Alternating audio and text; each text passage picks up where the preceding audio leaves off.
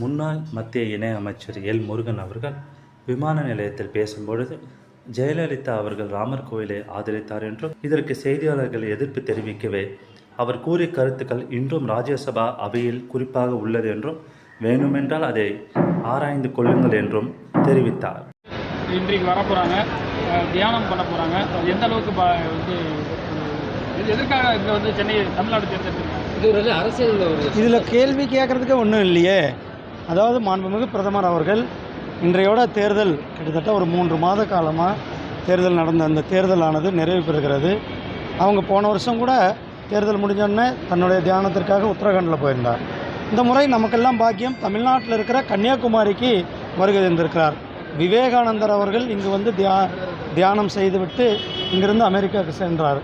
அந்த நிலையில் தான் இன்றைக்கு நம்மளுடைய மாண்புமிகு பிரதமர் திரு நரேந்திர மோடிஜி அவர்கள் இங்கு வந்து 3 நாட்கள் தங்கியிருந்து அவர் முழுமையாக தன்னுடைய தியானத்தில் ஈடுபட இருக்கின்றார்கள். இதில் எப்படி கோயிலுக்கு போகிறது எப்படி வந்து ஒரு தேர்தல் விதிமுறைகளாக இருக்க முடியும்? தேர்தல் விதிமுறைகள் எப்படி இருக்க முடியும்? ஏங்க, அரசியல் எதிர்க்கட்சிகள் ஏற்கனவே தோல்வி பயத்தில் இருக்கிறார்கள். அவங்க எதிர்க்கட்சிகள் வந்து எதையாவது சொல்லணுன்றதுக்காக எல்லா விஷயத்துலையுமே கருத்து சொல்லக்கூடாது. இது வந்து பிரதமர் அவர்கள் அவர் வந்து கோயிலுக்கு சென்று அவர் அங்கே தியானத்தில் இருப்பதை இது யாராலும் எப்படி தடுக்க முடியும்?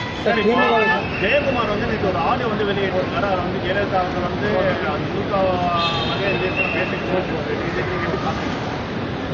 ஏங்க, உங்களுக்கே தெரியும், மறைந்த தமிழக முதல்வர் அம்மா ஜெயலலிதா அவர்கள் தமிழகத்தில் எவ்வளவு ஆன்மீக பணிகளில் ஈடுபட்டார்கள், எவ்வளவு கோயில்களை அவங்க வந்து புனரமைத்தார்கள், எவ்வளவு கோயில்களை அவர் வந்து கும்பாபிஷேகம் செய்தார்கள், எத்தனை கோயில்களுக்கு அவங்க விசிட் செய்தார்கள் என்பது நமக்கு எல்லாம் தெரியும். அது மட்டுமல்ல, அயோத்தியில் ராமர் கோயில் கட்டப்பட வேண்டும் என்பது இந்தியாவில் இருந்த ஒவ்வொருவருடைய எண்ணமும் கனவாக இருந்தது. அதில் அம்மா அவர்களும் அயோத்தியில் ராமர் கோயில் கட்ட வேண்டும் என்று உறுதியாக இருந்தார்கள். அதே மாதிரி யூனிஃபார்ம் சிவில் கோடு வேண்டுமென்று சொன்னார்கள். அதே போல் ஆர்டிகிள் 370 எப்பொழுது எடுக்க போகிறீர்கள் ராஜ்யசபாவில் அம்மா அவர்கள் பேசியிருக்கிறார்கள். அதனால் அம்மா அவர்கள் தொடர்ந்து அவர்கள் வந்து நம்மளுடைய இந்துத்துவா மேலேயும் ஆன்மீகத்தின் மேலேயும் நம்பிக்கை கொண்டவர்களாக இருந்திருக்கிறார்கள். பார்த்தீங்கன்னா அவங்க வந்து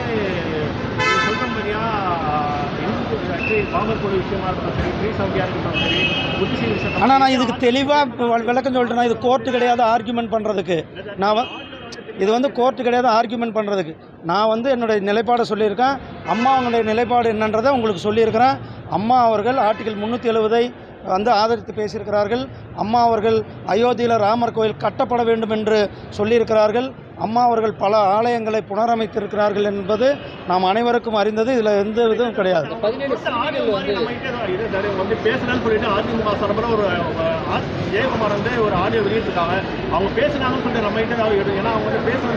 நேற்று கூட நியூஸ் பேப்பர் எவ்வளவோ நியூஸ் ஆடியோக்கள் இருக்கிறது. ஏங்க, இதுக்கெல்லாம் எதுக்குங்க ஆதாரம்? இதுக்கெல்லாம் எதுக்கு ஆதாரம்? அம்மா வந்து பேசுனது சட்ட ராஜ்யசபாவில் குறிப்பில் இருக்குது, போய் எடுத்து பாருங்கள் போங்க. ஏங்க, நான் தான் சொன்னேன், இது கோர்ட்டு கிடையாது தம்பி ஆர்கியூமெண்ட் பண்ணுறதுக்கு. அவங்க ராஜ்யசபாவில் பேசியிருக்காங்க, ராஜ்யசபாவில் ஆவணங்கள் இருக்கிறது, செய்தித்தாள்களில் வந்திருக்கிறது. இதை விட வேறு என்ன ஆதாரங்கள் வேண்டும்? அதில் வந்து கடுமையான நடவடிக்கை எடுக்கப்பட வேண்டும். தமிழக அரசாங்கம் உண்மையான குற்றவாளிகள் யாராக இருந்தாலும் அவர்கள் மேலே தீவிரமான நடவடிக்கை எடுத்து தமிழக அரசாங்கம் மெத்தன போக்கோடு இல்லாமல் அவர்களை கைது செய்ய வேண்டும் என்பதுதான் என்னுடைய. சட்டம் ஒழுங்கு இருக்கிற மாதிரி எனக்கு தெரியலையே. இங்கே வந்து தமிழ்நாடு அரசாங்கம் ஒன்று இருக்கிறதாகவே தெரியல. நான் ஒரு சின்ன உதாரணம் சொல்கிறேன். ஒரு போக்குவரத்துறை ஊழியருக்கும் ஒரு காவலருக்கும் பிரச்சனை. இது வந்து அரசாங்கம் என்ன செஞ்சுருக்கணும், 2 பேரையும் சரியான முறை நடவடிக்கை எடுத்திருக்க வேண்டும். அதை விட்டுட்டு கட்ட பஞ்சாயத்து ஒரு அரசாங்க அதிகாரிகள் 2 துறைகளுடைய செயலாளர்கள் ஒரு கட்ட பஞ்சாயத்து பண்ணி நானும் சமாதானமாக போகிறது என்னது இது? அரசாங்கம் எந்த அளவுக்கு இன்றைக்கு முதலமைச்சர் செயல்படாத முதலமைச்சராக இருப்பதெல்லாம் இது ஒரு உதாரணம். இன்றைக்கி சென்னையில் எங்கே பார்த்தாலும் கொள்ளை, பெண்கள் கற்பழிப்பு, அதே போல் சிறுமிகள் கற்பழிப்பு, அதுபோல் ஊருக்கு கஞ்சா, ஊருக்கு டாஸ்மாக் கடை. இதுதான் இங்கே சட்டம் ஒழுங்கு சந்தி சிரித்து கொண்டிருக்கிறத நம்ம